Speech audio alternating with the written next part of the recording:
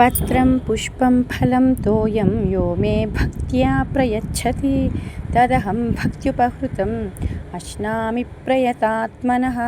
అర్జున, నాకు భక్తితోనూ ఏకాగ్రమైన మనస్సుతోనూ ఆకో పువ్వో పండో నీరో ఇచ్చినా చాలు, ఆ భక్తిపూర్వకమైన సమర్పణను నేను స్వీకరించి అనుభవిస్తాను.